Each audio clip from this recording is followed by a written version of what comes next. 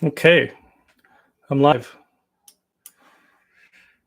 I have never used YouTube Live before. Let's see how this goes.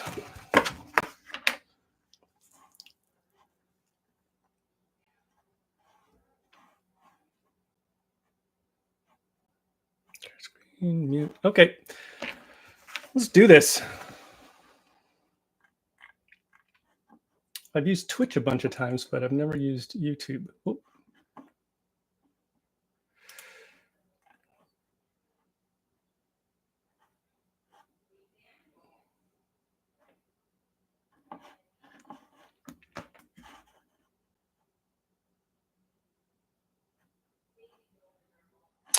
Chat's open, so let me know if you have questions. Let me know if you can hear me okay. I have, so what I do for these is I see there's not much to see here. This is the best I could do with my webcam.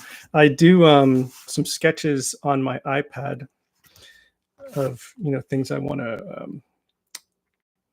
to draw, and then I print them out in this super light blue line. Like you can kind of see this one. It'll become more clear when I start inking it. Super light blue line on this Bristol board, and then I ink it. So it's kind of like, I can have the freedom of sketching digitally. Sleeping. Jay, where are you? What time is it? It's noon. Oh, you're in Japan. I forgot. Oh, geez, sorry, dude. Hey, James. Busspot. Hello, everybody. How's Japan, by the way? Which one of these should I start with? I think I'll start with. Do you guys want to see a space harpy inking or these evil twin girls? Up to you. What is this? Let's see if I can adjust the light. My microphone shadow's in the way. There we go. That's better. Right? Can't lose, right? Space harpies or evil twins. Let's go with these evil twins.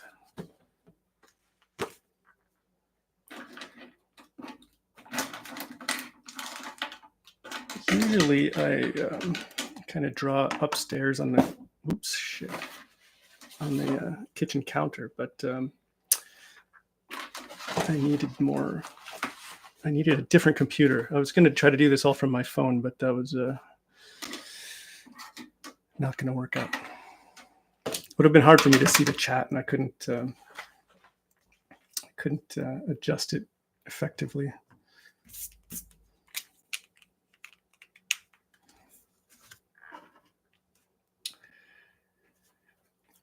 Jay, when I lived in Japan, I was there for a year, and we were in a very small rural town also, and I loved it.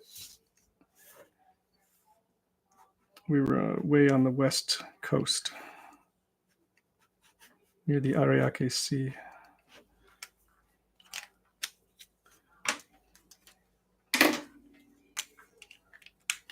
I think I'm not using broadcasting software right now. I'm just running this from my webcam through YouTube, so I can't really do much with the camera, like camera zooming and rotating, all that stuff. So if this is terrible, it's because I rebuilt a computer recently, and I don't have OBS installed.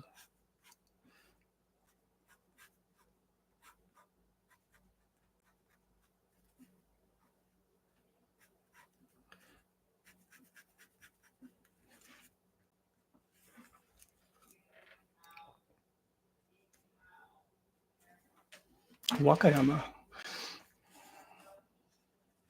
Yeah, we were in a town called Arao, which is in Kumamoto. I love that every Japanese prefecture has its own mascot. Not just prefecture, every town basically. So we had the famous Kumamon. I'm sure you know that super cute black bear. Kuma. He was our prefectural mascot. Hi, the Vasic. Jay, you got to figure out who your town mascot is.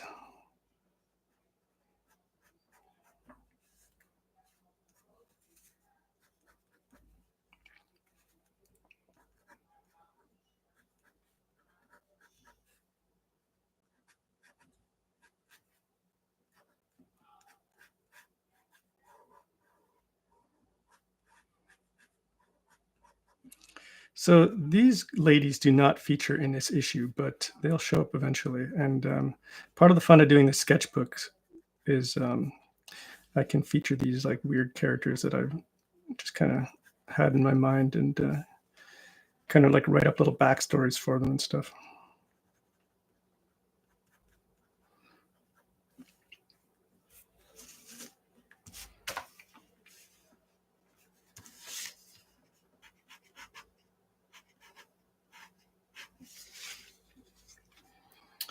This, hey Mekong, the pencil sketch was done on my iPad, and then I printed it out in, you can see it's super light. I printed it out in like a very light blue line on the Bristol board, and then I ink from here. So it looks like I'm just kind of winging it and inking from nothing. I'm not. I did some sketching already, but just to save time,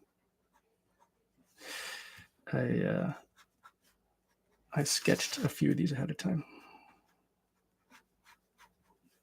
Thank you for the digital reward suggestions also, by the way. You kind of start to like run out of ideas for stretch goals and rewards and things.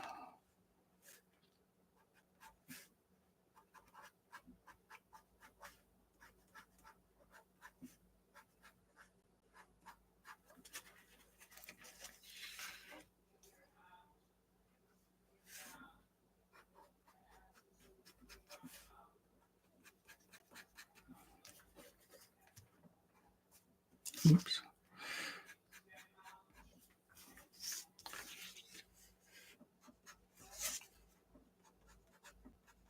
So YouTube's working. I've only ever done this on Twitch before.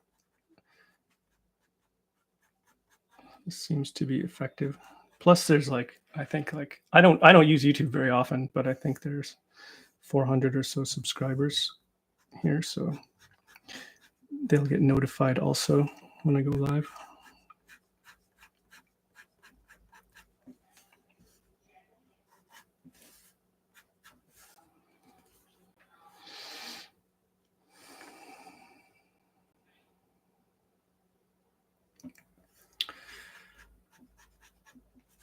Yep, it's almost done. I'm on the last few pages of this issue 2 story, and then actually I have to draw the 8-page color backup. That takes longer because I have to color it, but I may look for.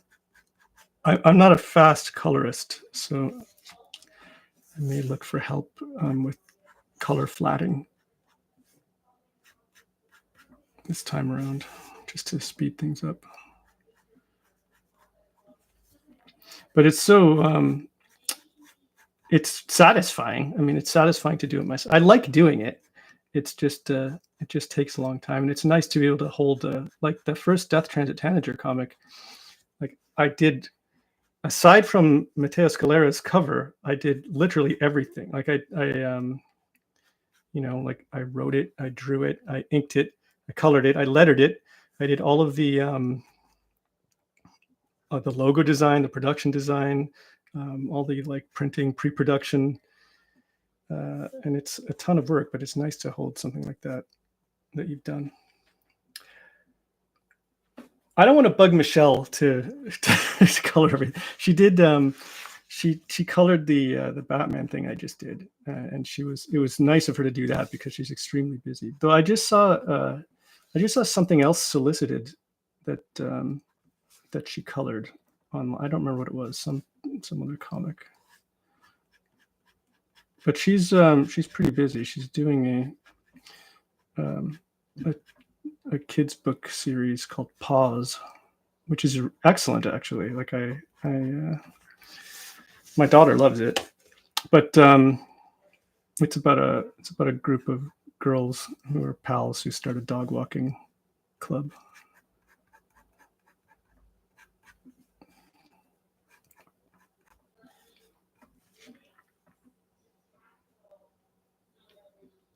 The animation promo also I did.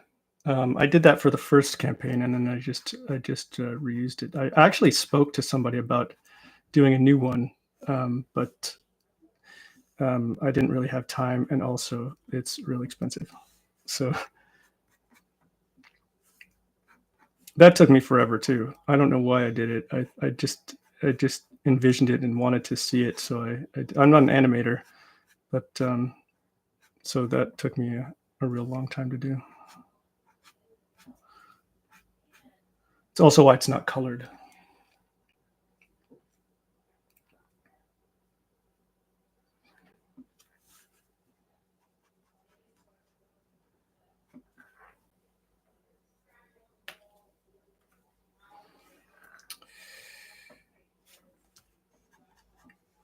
No, Jay, you didn't create any pressure. I've been talking to her about a bunch of things. I'm actually writing another thing because I think she's finishing up with Pause, and she asked me if I wanted to work on some. I think she was not confident in her writing and asked me if I wanted to work on something. And I actually do have another story that I would love, that I've been actually thinking about for years, but I haven't really gotten around to doing, that I think she'd be amazing on. So I'm going to ask her. Well, I already ran it by her. She's into it. Now I just have to write the thing.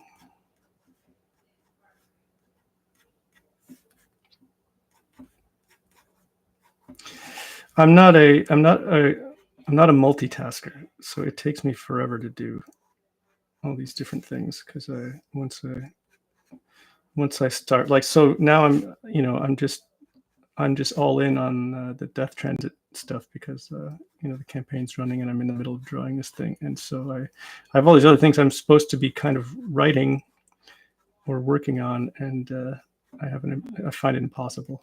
Like, I don't know how people work on multiple things.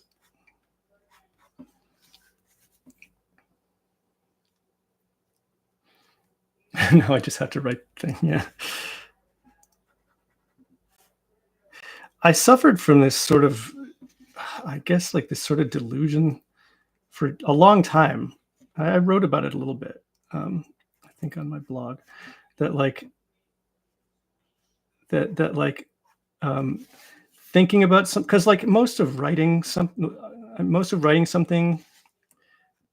this is not true. This is already a false statement. But a large portion of creating a thing is just wandering around thinking about it, right? Like you're just like in the shower or on walks or listening to music and thinking about this story or characters or whatever.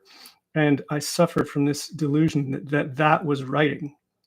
If I just thought about a thing for long enough and kind of created it all in my head, then it was basically written. But that is so far from the truth that I kind of had a rude awakening later on when I actually had to write stuff and realize that, oh no, that's just a lot of messy ideas. Even if you take notes, it's just a lot of mess until you actually sit down and craft a thing, because so much changes between like the sort of daydreaming and the actual construction of a piece. And so now, like I actually have to sit down and put pencil to paper or type something.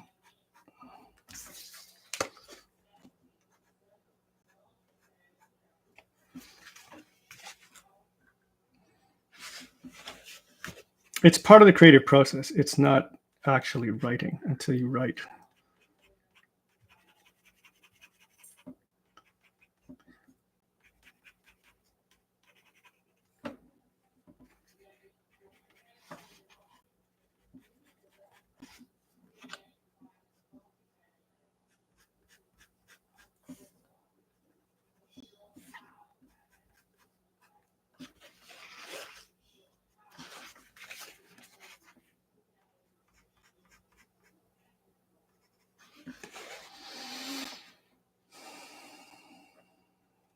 Yeah, you got to take notes. I mean, that's another mistake I would make is to like go for long walks, have all these amazing ideas, daydream things, and then not write anything down, and then just forget it. I'll just trust I was going to remember stuff, and then of course I don't.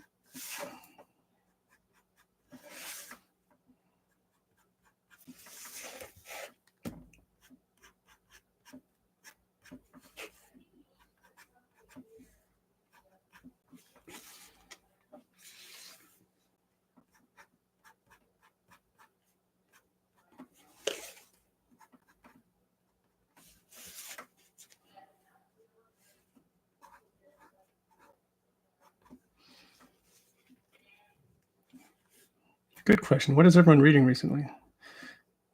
I just went to the comic shop a couple days ago, and sometimes I go there with a purpose, and sometimes I just go and see, just to see what's around. And I actually bought a bunch of things. Usually when I go now, I just root through back issue bins and like try to find old stuff that I want. But this time, everything I bought was off the new release shelf, and the one of them I just read today. It was a Marvel comic called Blood Hunt #1, and I don't know what the hell it was about. I didn't know anything about it other than that Pepe Larraz drew it, so I bought it because that guy's amazing. So I bought that, and then I read it today. Apparently, it's about vampires taking over the Marvel universe, so that's kind of fun.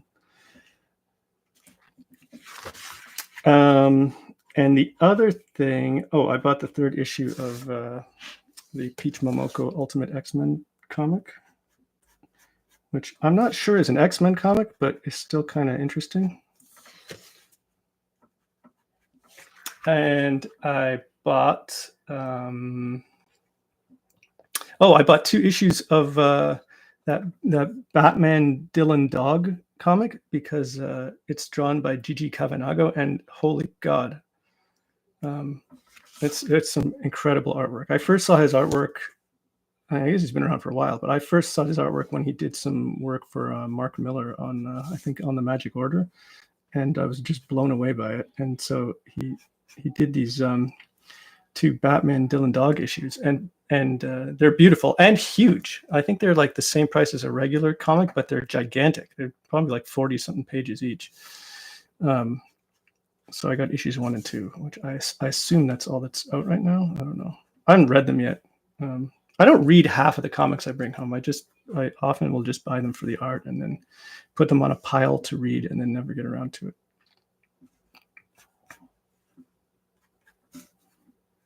Other than that, I'm buying a lot of back issues of like X-Men back issues and old Jack Kirby stuff, like old Fantastic Four comics, old Thor, Jack Kirby Thor comics.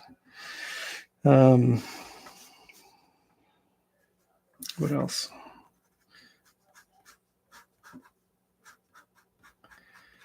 What else? A lot of old John Byrne stuff. Like I bought a bunch of Alpha Flight. I bought lots of the John Byrne Fantastic Four run.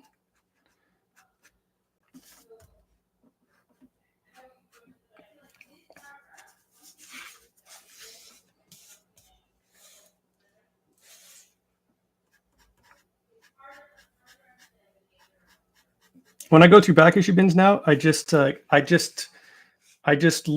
scan the top of the comics and look for yellowed paper, and that's my go-to. I just want stuff from like the 60s to the 80s, basically.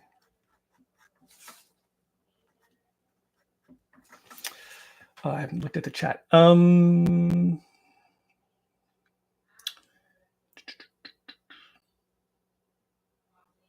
Jay, you're going to bed. Michelle doing a Gotham Academy drawing in the style of Pause. That is an excellent idea. Do you find yourself writing for yourself more satisfying than writing for another artist? I've never written for another artist. I find it really scary. I'm going to, but I don't know. I don't know what that's going to be like. I tried to write the last Batman thing I did. I tried to write very formally. I wrote it as though another artist were going to draw it, just to see if I could, and I was really happy with the results in terms of just formal scripting. It's kind of fun to write like a proper script that someone can just pick up and read, because usually my writing for myself is very very, very loose.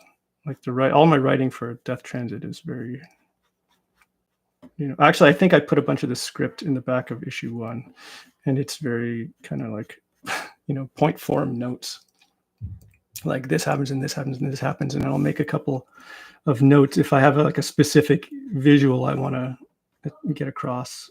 I'll make a little note of it, but it's very much just to remind me of what I'd intended. I am actually working on a blog post for the last Batman, the Brave and the Bold story I did, because I'm going to post I'll post the scripts there for that. They were fun to do. Seven Sons. Oh, I think I heard about that, and I'm always down for Jay Lee art. I know he's done a lot of covers. Is he doing interior art for it? Because the last time I bought Jay Lee interior art was probably when he did that Inhumans story years and years ago with who was it? Who wrote that story? Yeah, Paul Jenkins. It's great. It's a really good story.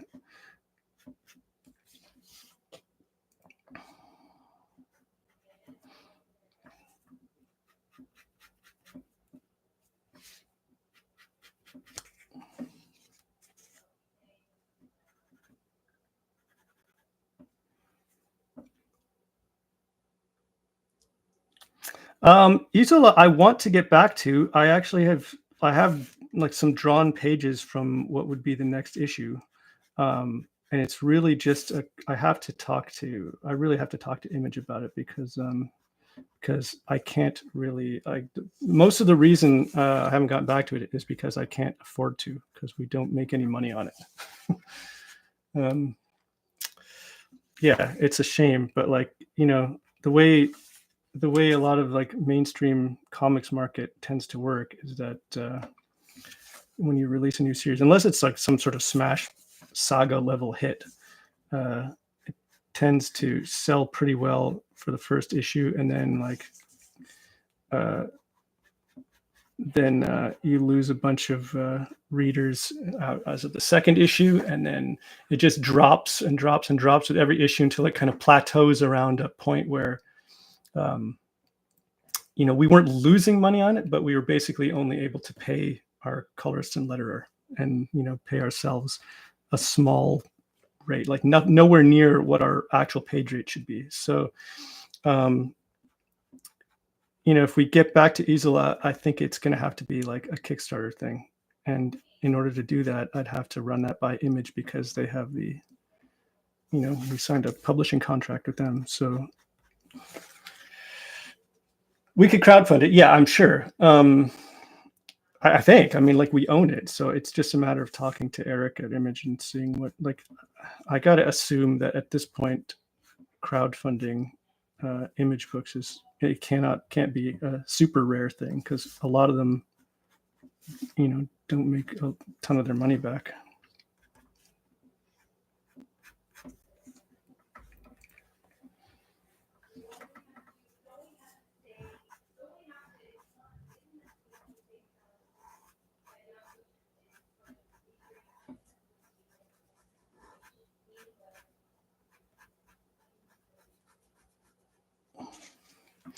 Are the Gilkey Warlocks now property of DC Comics?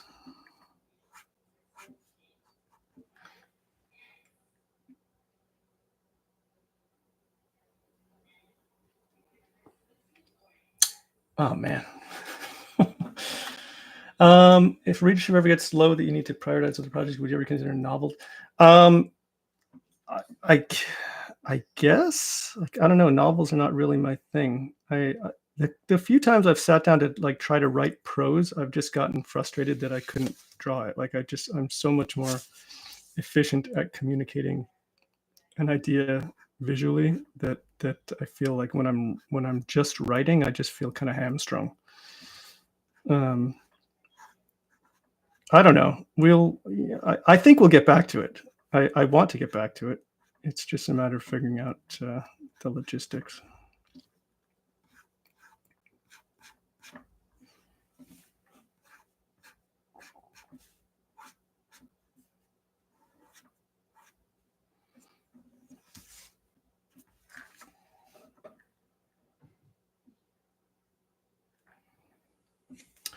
Yeah, David, DC was pretty good about that. We actually had we had the same thing for all the actual Gotham Academy characters, because we created all that stuff for them and then just signed.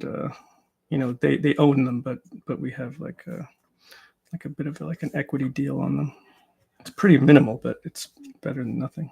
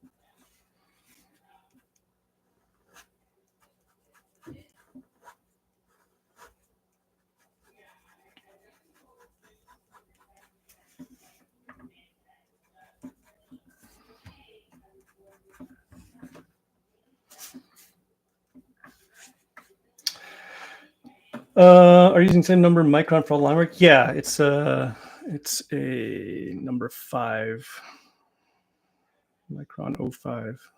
I will use, like, when I start drawing faces and little details, I switch to this like micron 01 just because it's smaller. But other than that, the only other thing I'm going to use is one of these brush pens. This is a Pentel. This is one of the these ones are kind of a pain in the butt. Where's all my stuff? Usually I like to use these guys, the pocket brush pen, because they have a refillable cartridge, but I'm out of those.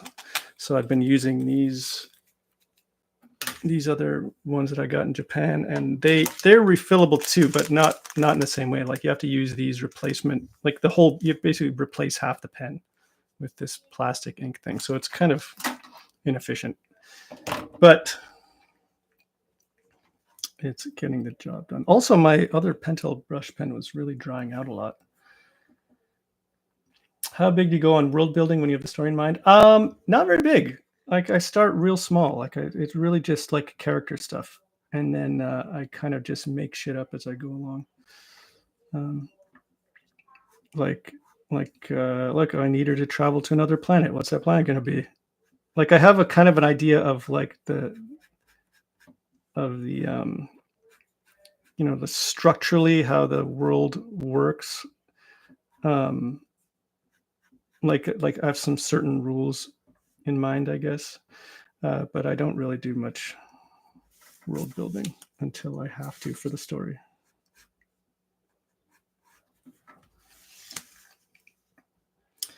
Yeah, the brush pen is just for filling blacks for me. I don't do any actual line work with it.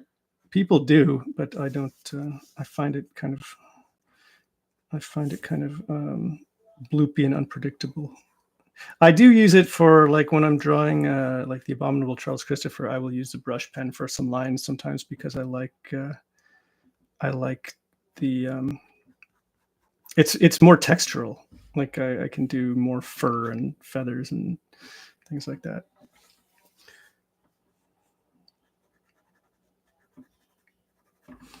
But for these sorts of, like, I don't know, this, like, for most other comics, I find that I want a tighter line.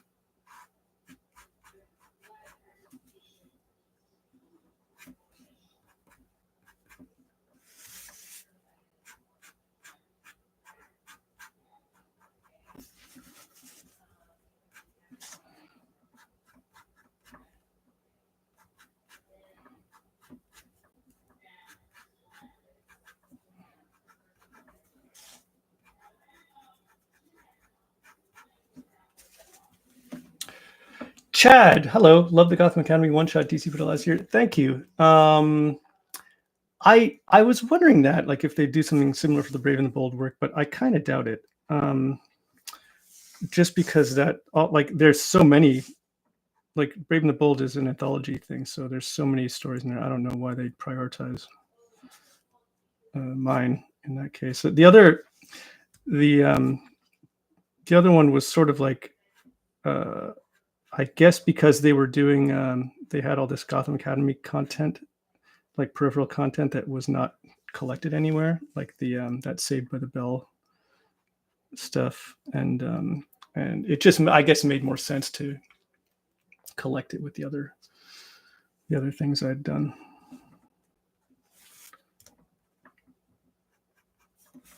I would love it though. It'd be nice to have it all in one place, because Brave and the Bold is such an expensive book that I don't know how many people actually read that story.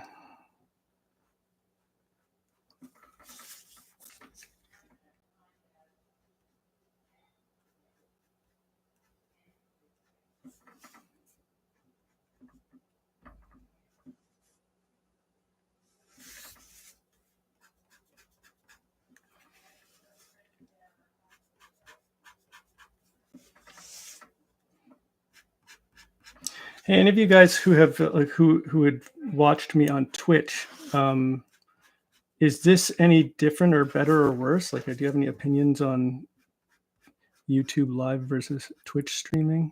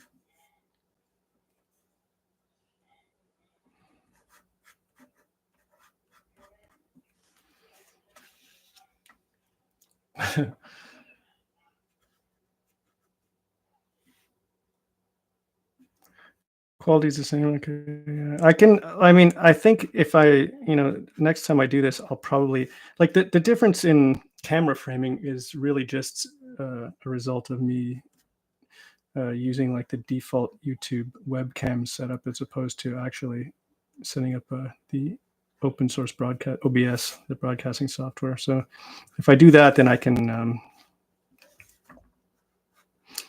adjust the camera rotation and all that stuff.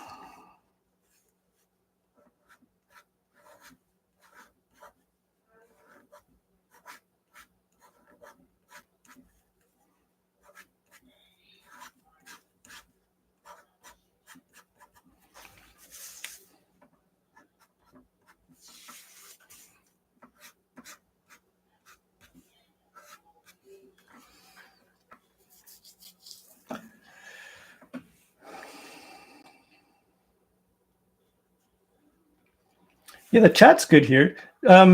Twitch, yeah, I don't know. Twitch, Twitch is so game centric that I always found it challenging to get an audience there. Like, I would, I'd email people when I was going live, and those people would kind of show up, but it was not really like an organically growing audience. I don't know how much of this stuff I'm going to do anyway right now, but I'd have to fix my setup here.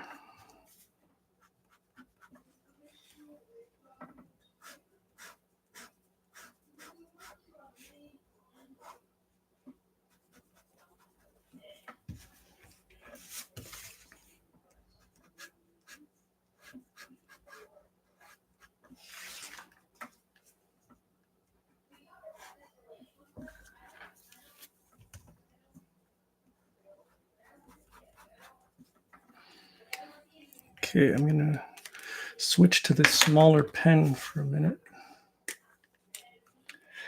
Yeah, the thing is, like, I don't actually like. I would never do this with the hopes of seeing any kind of like YouTube payout.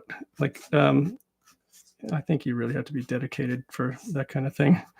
But it would be nice to kind of pop on every once in a while.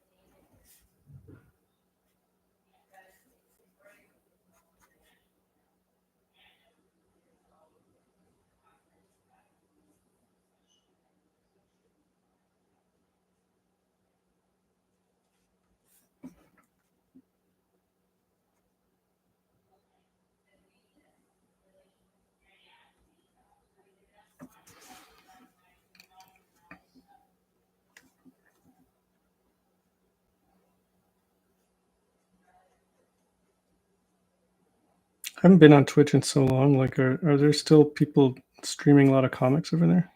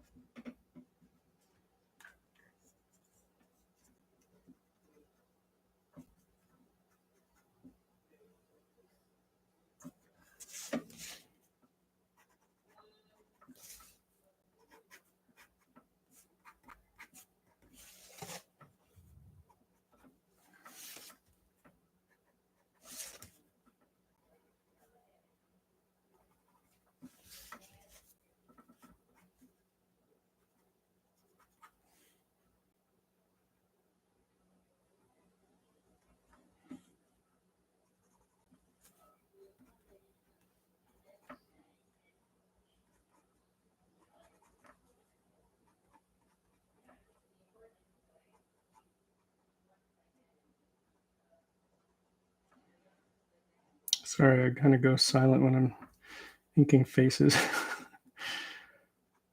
was nervous about botching it.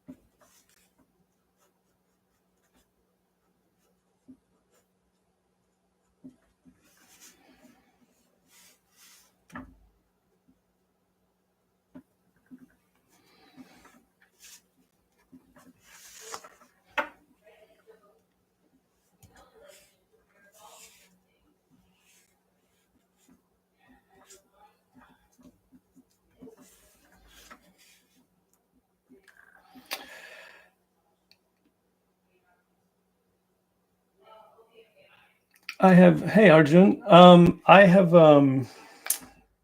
I'm still posting to all the same thing, but yeah, it's feels like it's all gone to gone to crap. Um, it's interesting, with the Kickstarter, I can set up custom links to. So what I do is I create. You can see this so far. I'm going to add some blacks now and then an ink wash, but I can set up custom links so I can see. I post a different link with every source. So I have a link for um, Twitter. I have a special link for Facebook. I have a special link for Instagram. A link for like Blue Sky, Threads, my mailing list, so on and so forth. And so I can see exactly where traffic is coming from. And social media is basically worthless, especially like oh, there's an emergency alert. Especially the newer ones like Threads and Blue Sky. Like there's nothing happening there. Like almost zero conversion of like people following me to like um, actual backers.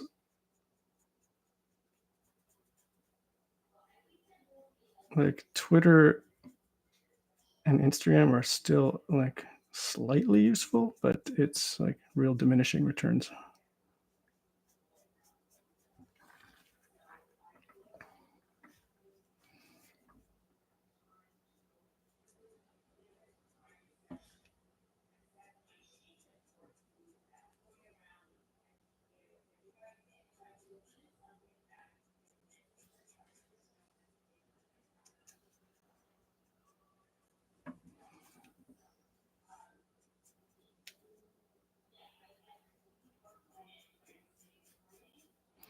I mean, which is what I kind of had suspected, but it's nice to be able to actually see the proof in the statistics.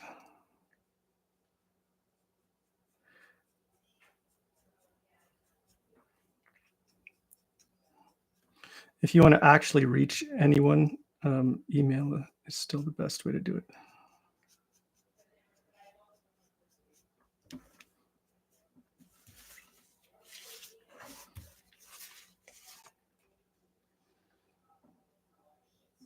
Yeah, I'll see you at Heroes, David. I will be there. Going to Charlotte for Heroes Con, which is my favorite convention. Really great people, all comics, and awesome food.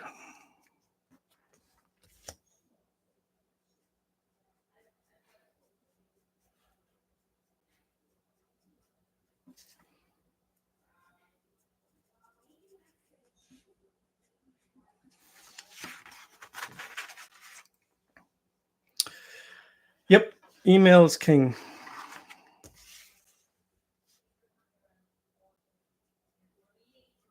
I don't like, I'm very conscious of like I don't like spamming people's emails either. But I think if you're, if someone's on a optional mailing list, then I think that's still the best way to reach readers.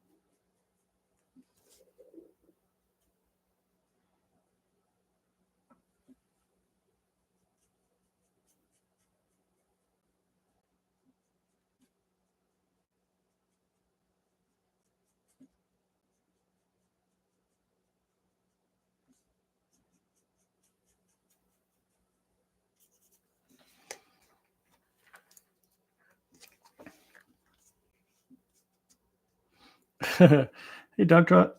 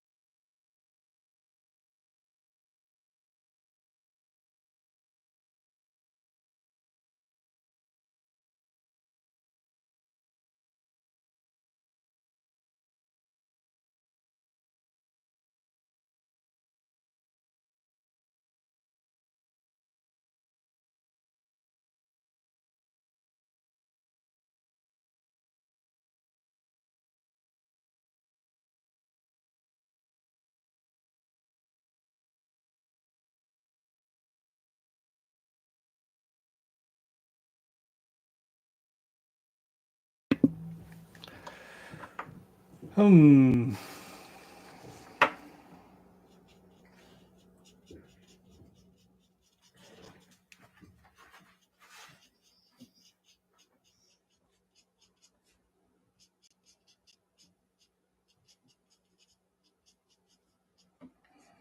It's got a real vampire succubus kind of vibe.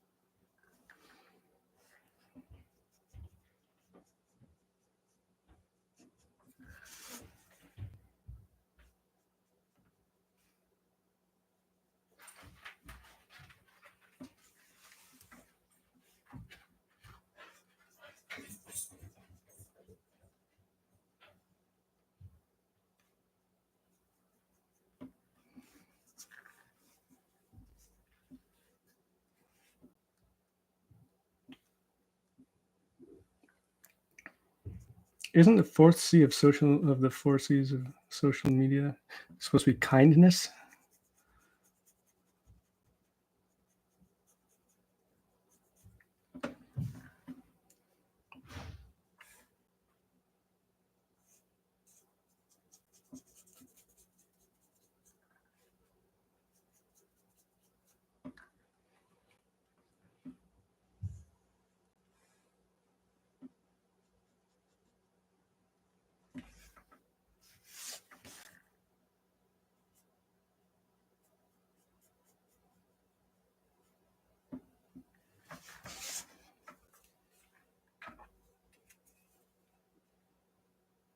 Cremation.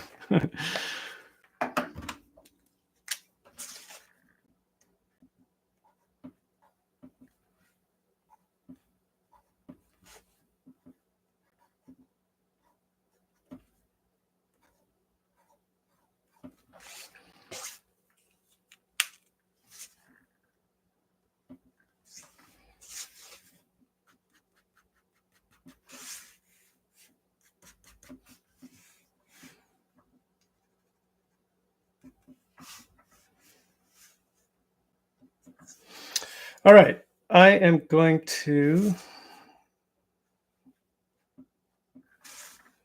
be right back. I just have to fill up my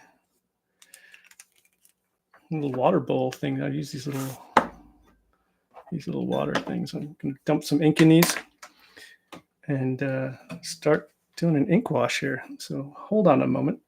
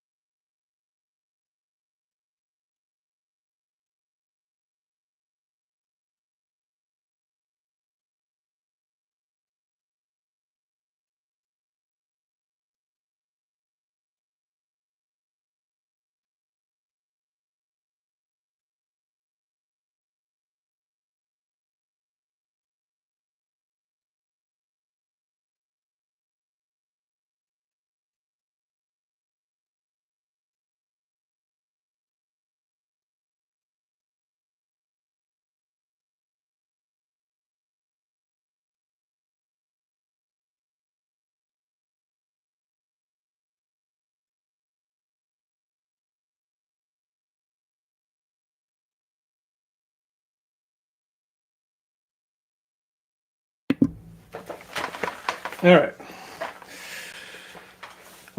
I don't actually have a bottle of ink here, so I've been using this budget replacement, which is just to take the bottom off of this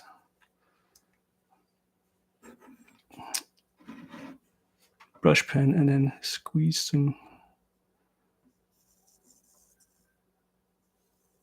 ink in here.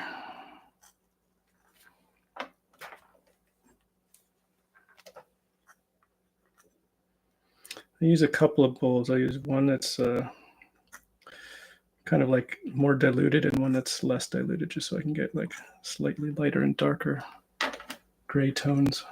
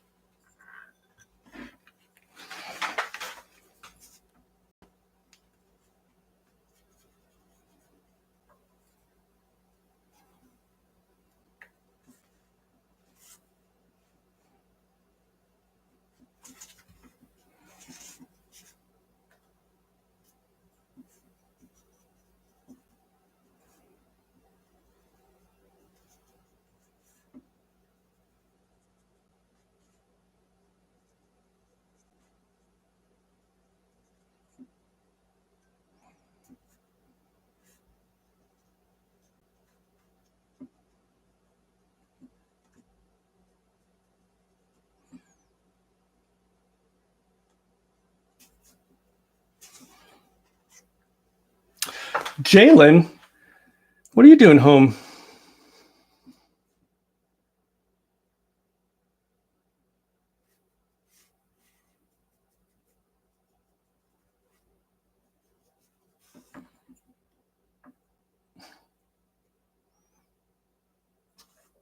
Should be at school.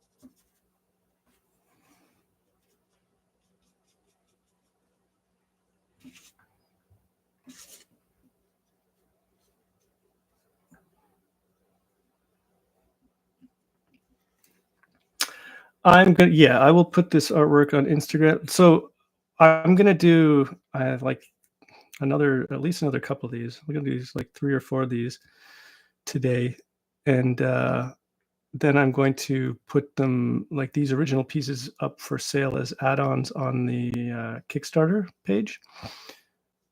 So if you want them, you can just add them. Like if you're buying a copy of the comic, you can just add this on, and yeah, and then I'll put it all over social media, so you can see the finished pieces.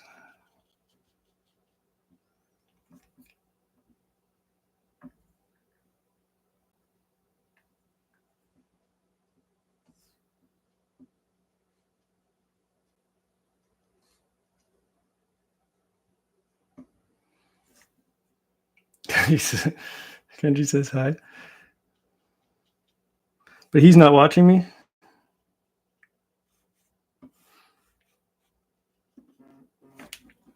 Oh. Tell him I can't talk to him right now.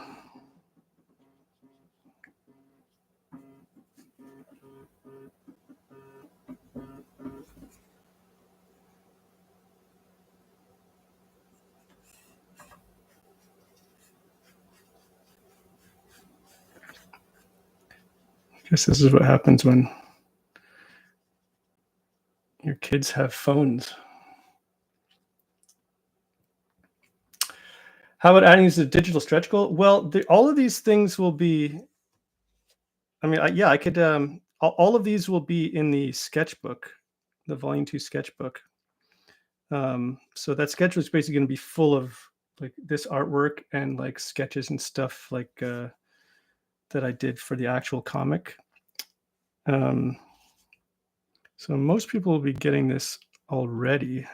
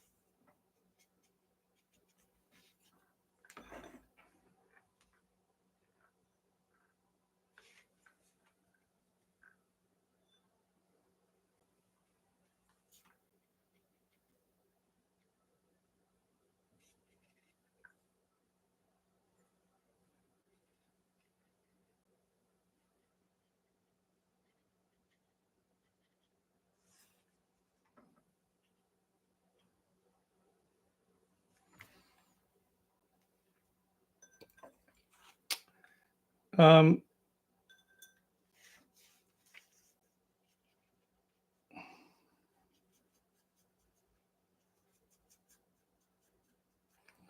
I'm looking at the chat. Go to the next meeting. Okay, see you, James. Thanks for hanging out.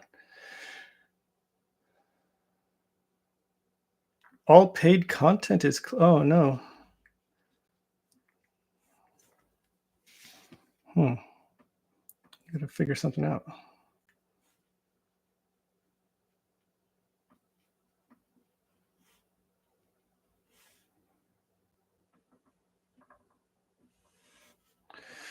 Well, it'll all be on social media. So you could just screen grab it.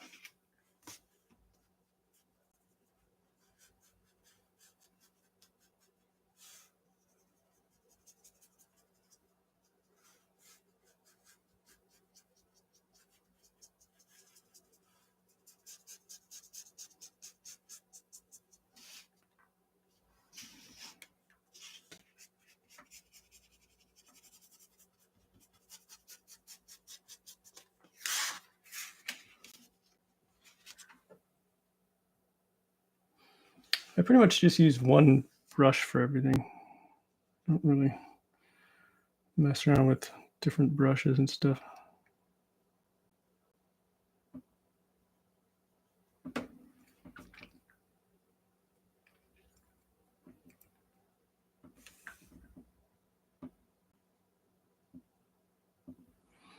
you talking about the character names?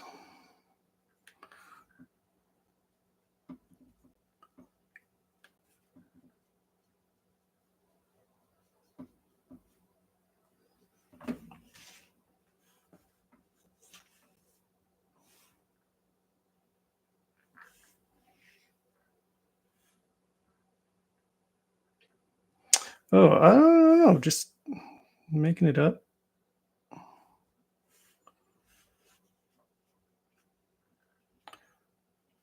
Tanager I chose just because I like bird names. She's named after the scarlet tanager.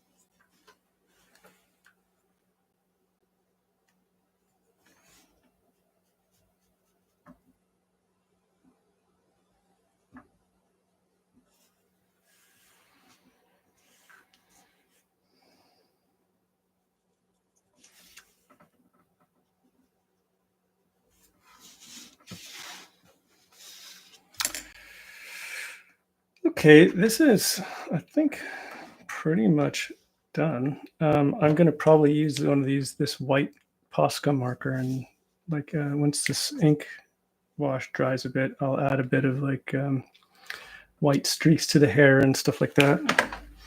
In the meantime, I'll sign it, I guess.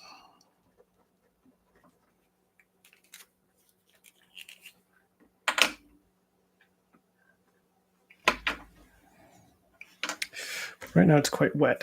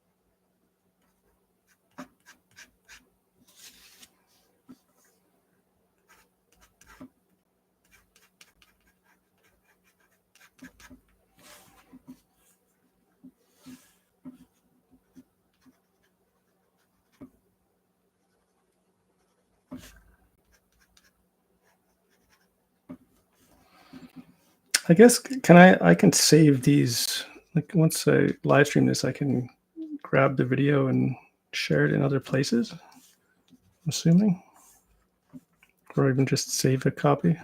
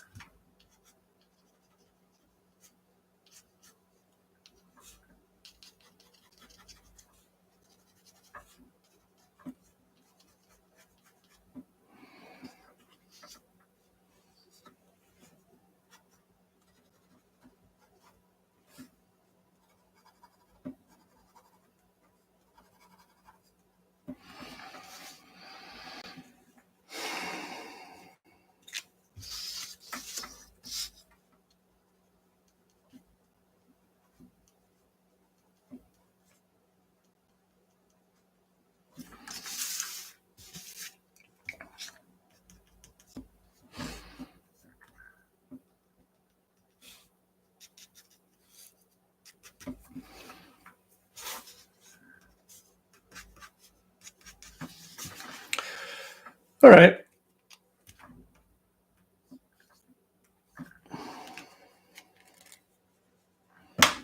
There's that one. I don't know if you can see it.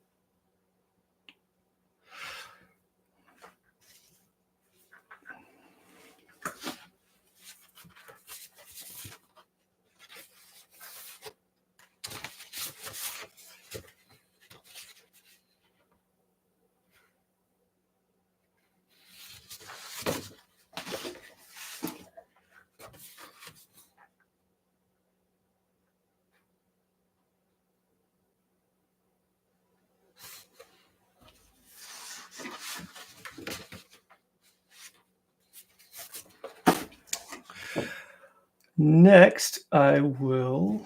I'm going to do at least 2 more today, possibly 3. I don't know what time. It's already a bit after 1. I'll start this next one and see how far I get.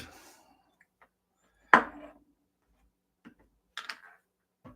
may have to log off before it's done, but we'll get it started.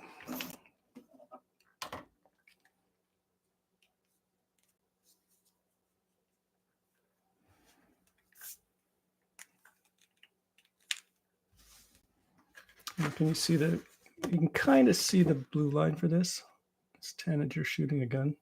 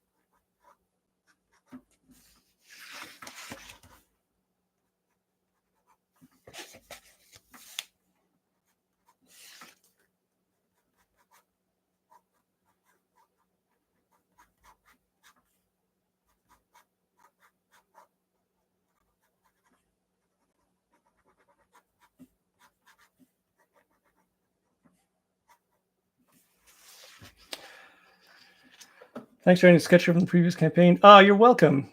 Yeah, I had some. I don't know why I didn't do it before. I had some of the blank covers from before, and I just realized that I could make them available. I didn't think to do it because they're all copies of issue 1.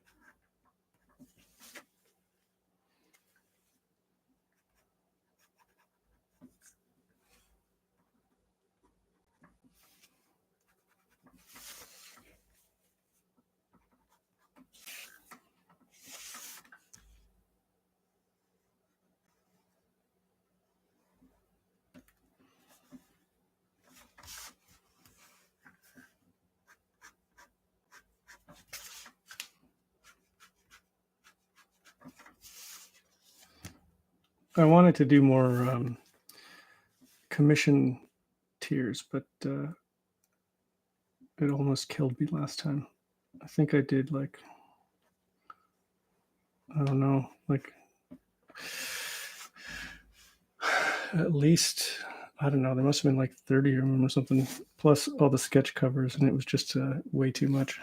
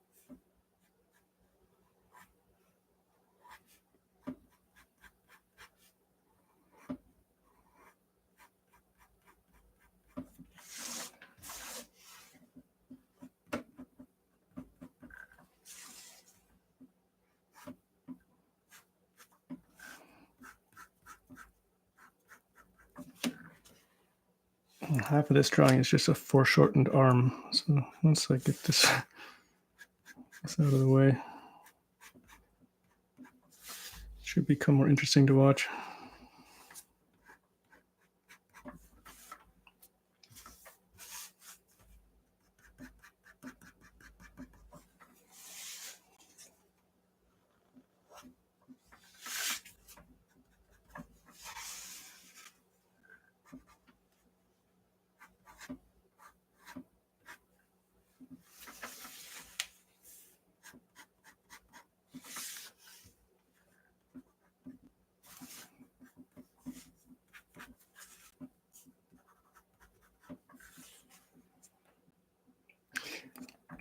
I don't know if you want to take notes from this. Like I'm using one, like probably the smart thing to do here would be, because like if you can see, like I go over these lines several times. Like I should probably be using a thicker pen for the number of times I like, especially for this heavy foreground stuff.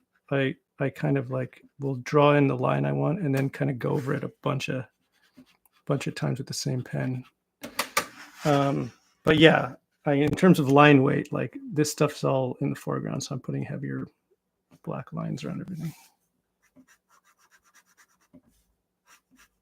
I'm just doing it in the least efficient way possible.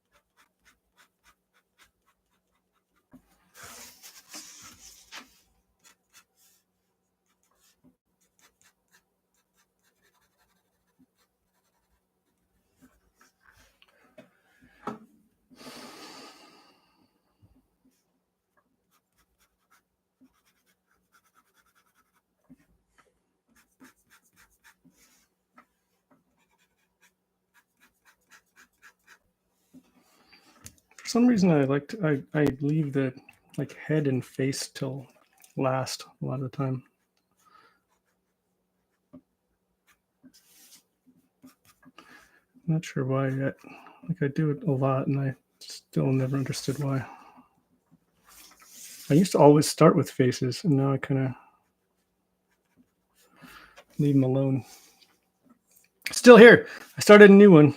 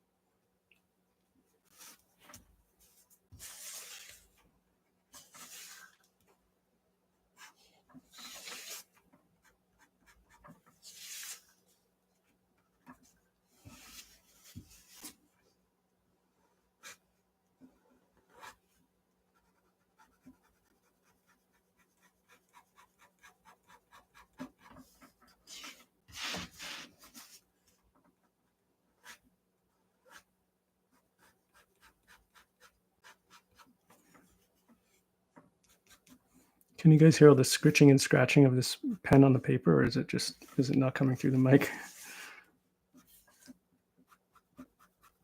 Scritch, scritch, scritch.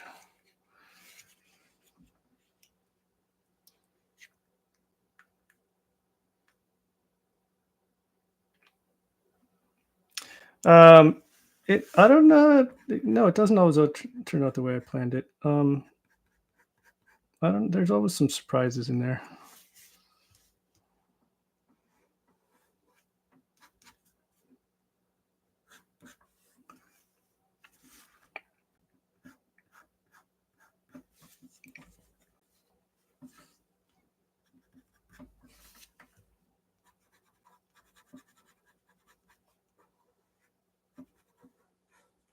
Also, like these, I do these rough versions, but it's so light on the page that a lot of the actual, like, I can't actually see everything I drew before. So I'm kind of,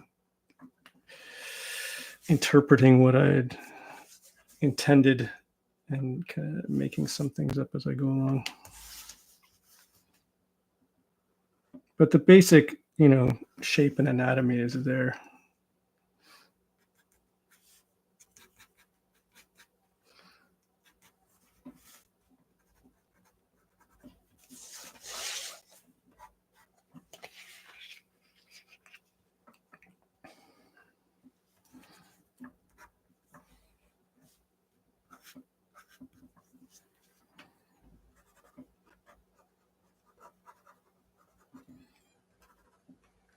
Do you think the appeal of Bob Ross was that it was basically ASMR? This is super soft voice.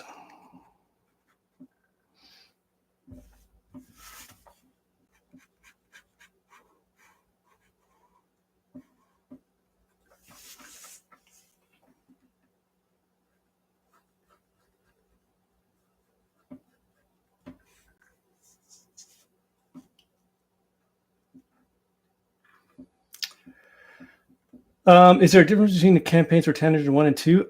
Actually, it's like remarkably similar. Like if I watch the like the graph, like the funding graph from day to day, it's almost identical to what the first one was, but it's like slightly above where the first one was. So it's like,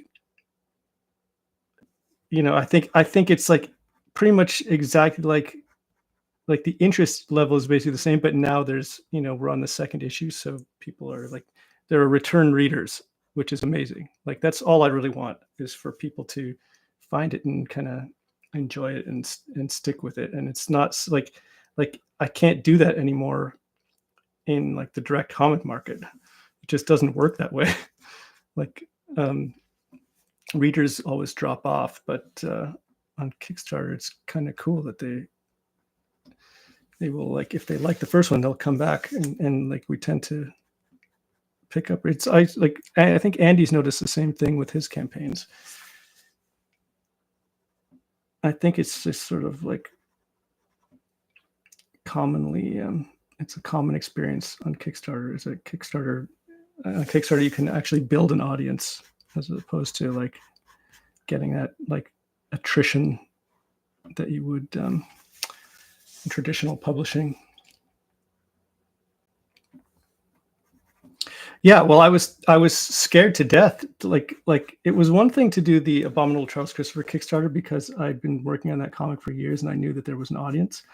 But when I launched the first Tanager Kickstarter, I had no idea what to expect because I thought, like, nobody knows what this is. Like, it's got a weird name.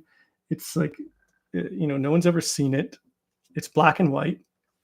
And so, like, is anyone going to show up for this? And people did. And yeah, I'm thrilled. I think it's amazing that there's like, I shouldn't be too surprised because like there's such a huge manga readership. Like people generally don't have a problem with black and white comics, but if you ask a publisher if you can publish your comic in black and white, they will not let you. Like you can't like it would be a real hard sell. I don't think Image would let you publish a black and white comic book. I know people who have asked and been turned down, despite the fact that so many people read black and white comics, and some of Image's biggest successes have been in black and white. So yeah, it kind of puts the fear of God in you to launch anything in black and white. But people showed up, which is yeah, it's amazing. I love this whole like direct to consumer platform. I love the kind of like web comics model where you give everything away for free and you build an audience and then monetize it later. Like this this comic will be, as soon as I finish these last few pages, it'll be free for everybody to read online.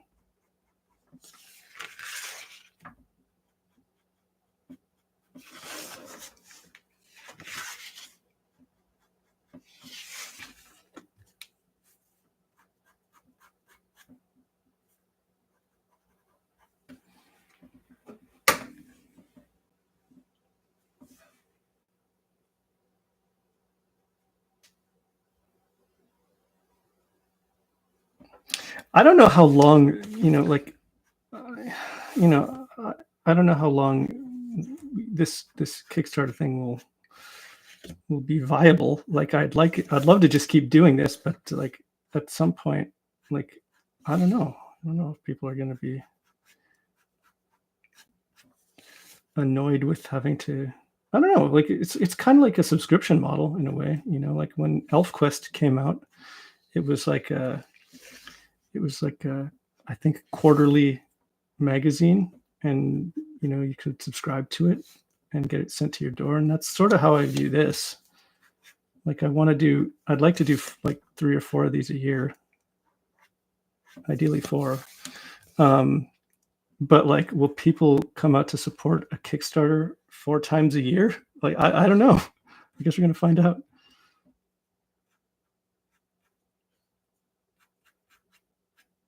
At some point, they may just say, well, I'll wait till it's collected. And he kickstarts that, which is fair. But I love doing the issues. I think the issues are kind of fun things to do unto themselves. That's why I wanted to put the letter column in there, just so it's like, I don't know. I always prefer floppy issues to collected books. I like seeing, I think they're nice time capsules of what was happening when they came out. I like reading people's letters. I like seeing the ads for things that were available at the time.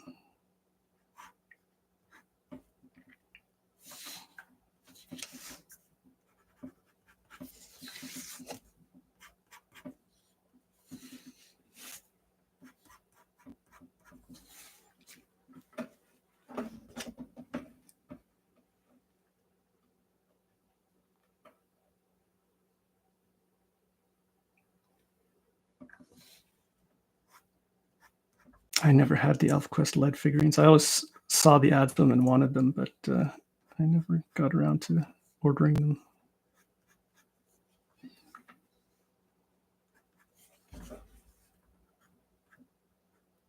So there's an ElfQuest Kickstarter happening right now, actually.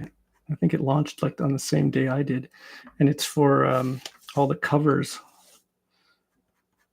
which is pretty cool. But I actually already have them all here, so I didn't bother with it. If you don't have them, it's probably worth checking out.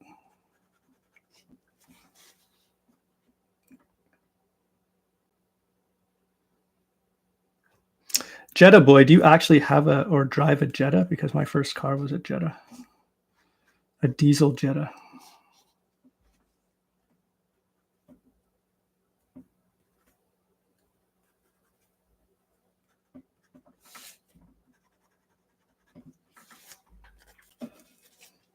I have a bunch of long boxes now. I've got like all these long boxes of comics from when I was younger, collecting them, and I just like since I've like been buying back issues of things recently, I now have another like 4 long boxes of comics.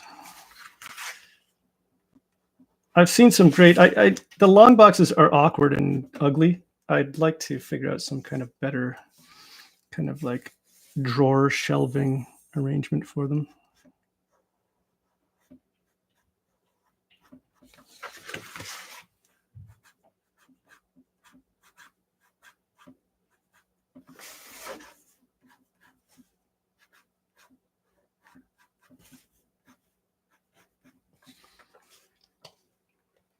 Yes, actually, we talked to the Comic Hunter guys about, like, we got the phone number of their the guy who built their drawers. So we might try to get something like that set up at our studio, so we don't have just loose comics all over the place.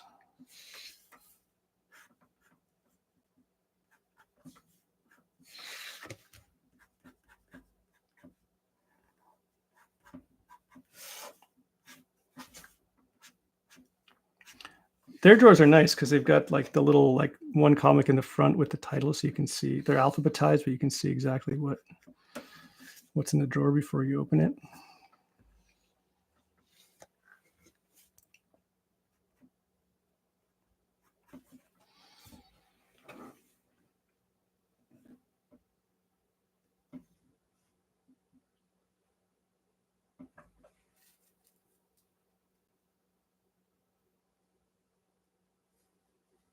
Just a jet, not a Jetta. Darn it.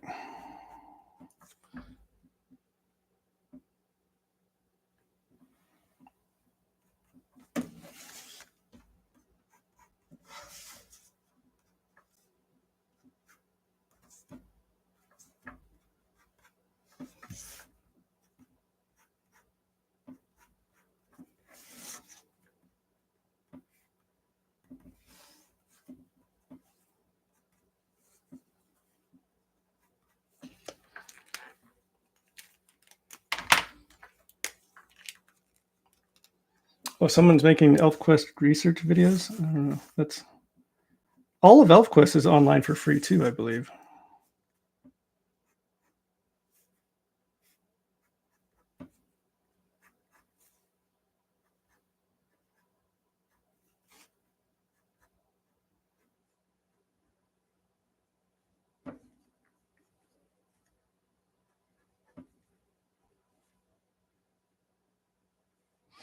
I feel like every time I do a video, I end up pulling out a stack of ElfQuest comics to show people because I've got like the whole original Warp Graphics series beside me here.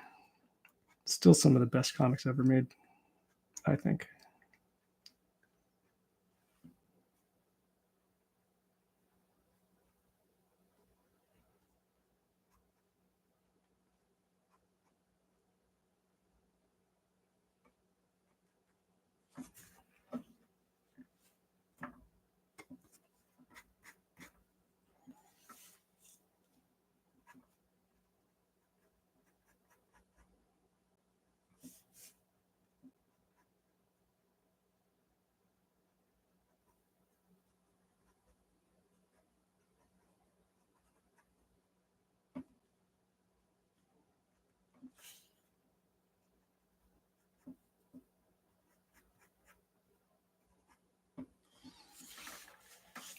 I know the light's bad. It's hard to see what's happening here.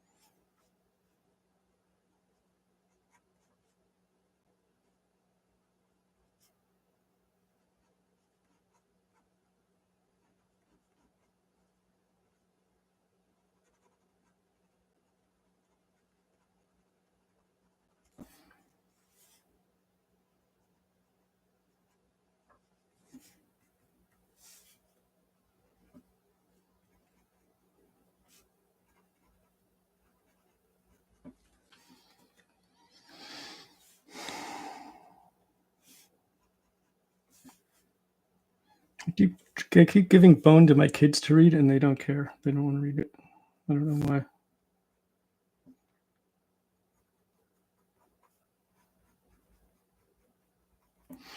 I know it's not a black and white thing because they've read like all of One Piece and all sorts of other Naruto.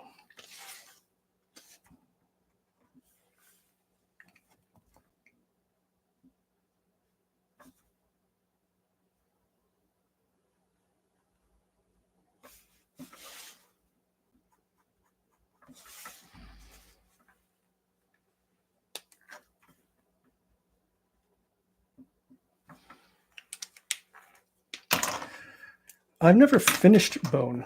I've like read the beginning of it probably like a dozen times.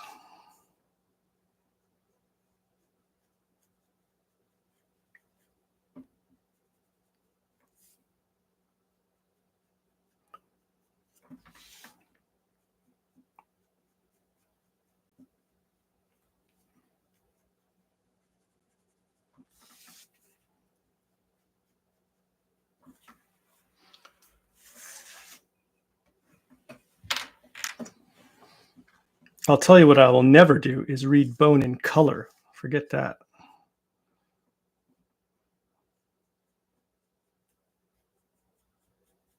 It's such a beautiful black and white book.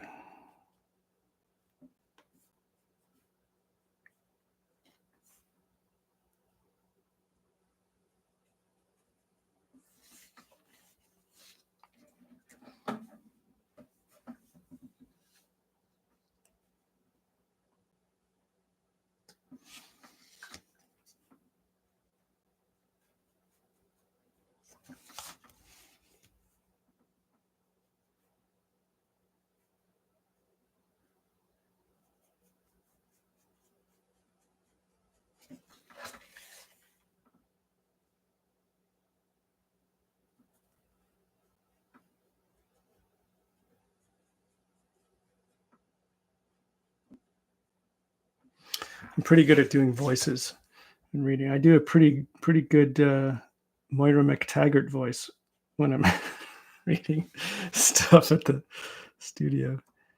Andy and I have this like obsession with the fact that that in X-Men lore, Magneto was at some point turned into a baby, and he was put on trial, I think in issue 200. And the only reason he got off was because he was not responsible for his evil actions because he had been turned into a baby.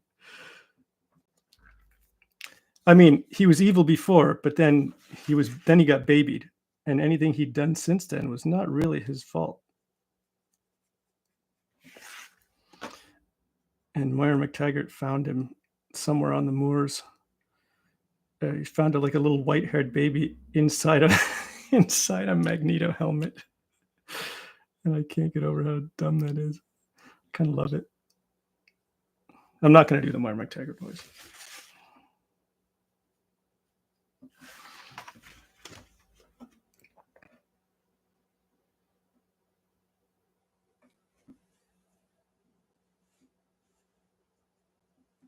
I don't want to insult any Scottish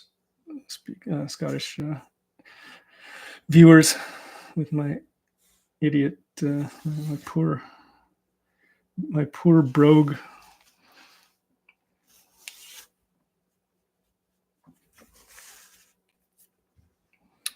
Okay, this is nearly done. I'm just gonna do like a kind of like black background here. I'm not gonna insult Mark Miller either.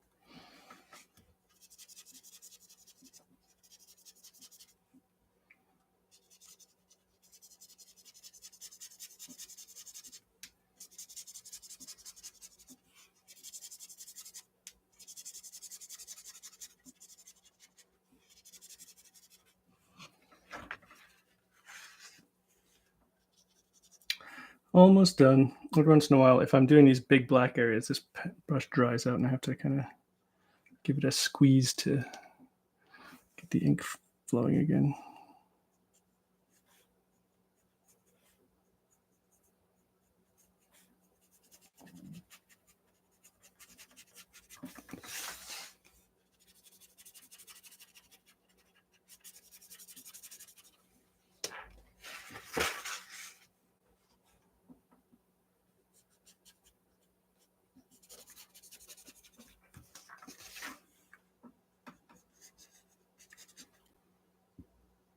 Oh, Jim Mafu is awesome. Yeah, that would be great. I have a whole list of like a wish list of guest artists. Some people I asked and they just never responded. Other people I asked and they did respond, which is cool.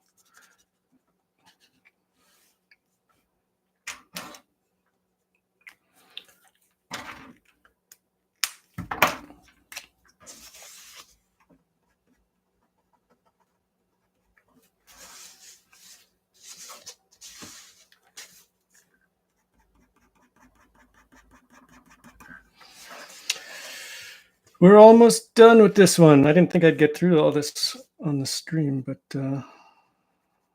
wasn't so bad. Just gotta throw some wash on here.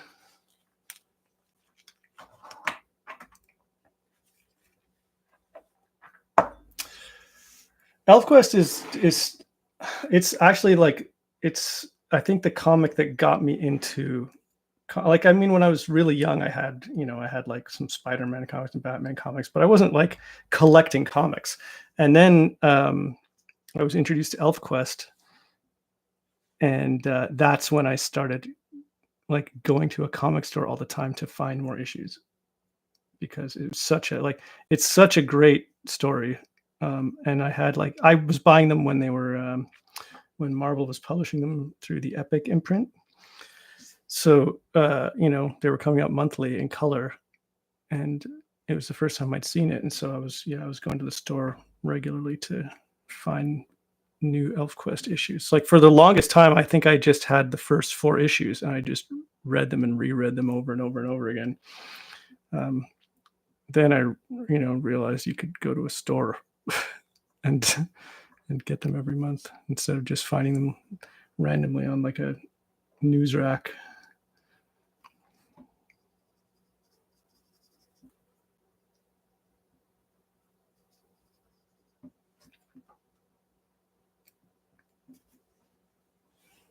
But ElfQuest, if you haven't read it, is an incredible story like that. And I'm really only vouching for the first arc, like what they call, I think, the original quest. But man, that is a great story. It has an incredible payoff. Like it ends in such an incredible way. And then I they made more ElfQuest stuff, but I was never as into it. But I prefer it in black and white now. Like once I got all the Warp Graphics editions, I like Wendy's art is so accomplished. Her ink work is so good that it's almost a shame to me to like. I don't mind the colored stuff, but I prefer it in black and white.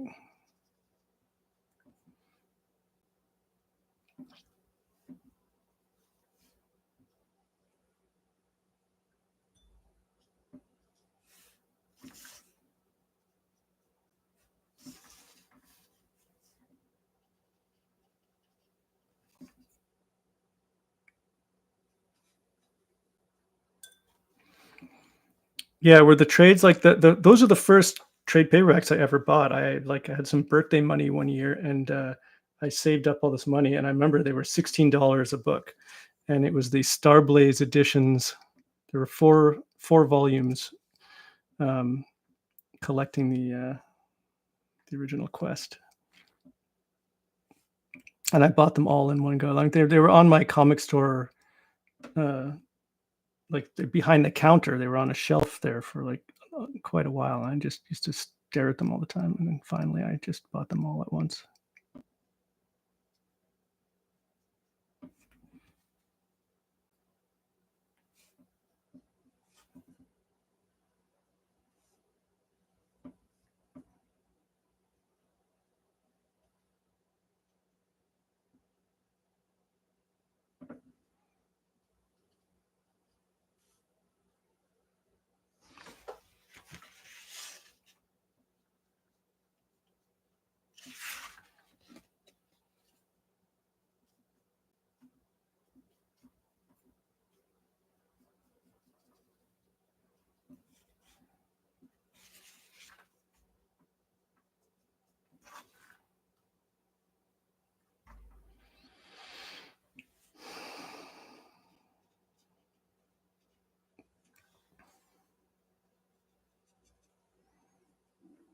The Transformers comics were a big deal. Transformers and G.I. Joe were a big deal because that was kind of what got us going into seeking. Like we were watching the cartoons, my friends and I, and then we would go and seek out the books just to get more Transformers and G.I. Joe.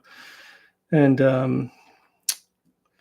that, and also the the thing that kind of introduced me to like a lot of the DC characters was the DC Universe role playing game, and it was like that came out like around the time that like George Perez and Marv Wolfman's Teen Titans comic was a big deal, and so like that's how I became familiar with most of those characters.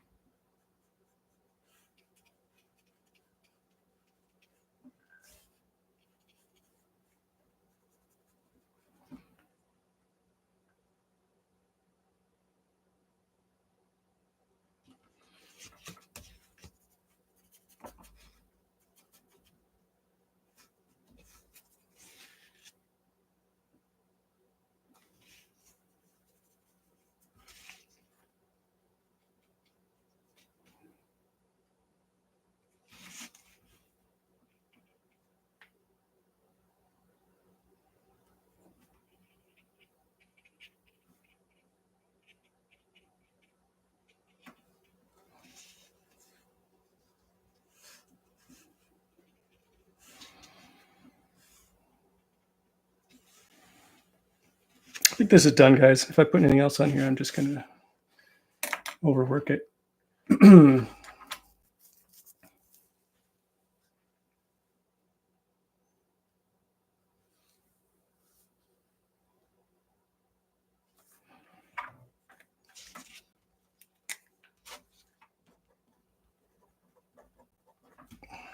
Okay, let's move this water out of the way before I spill it all over everything. So here we go. This is what we accomplished today. Turn these so you guys can see them.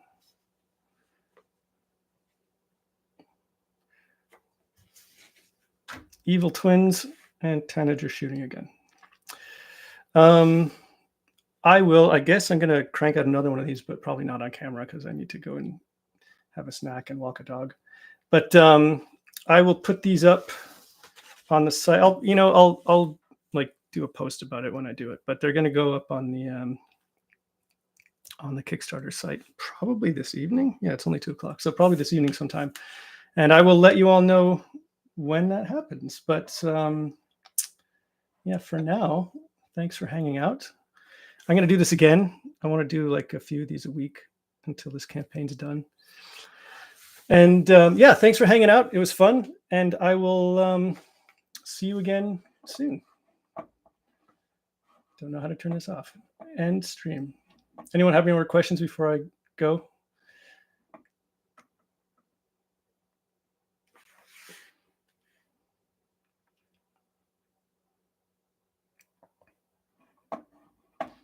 Nope, not fast enough. Okay, see you guys. Catch you later.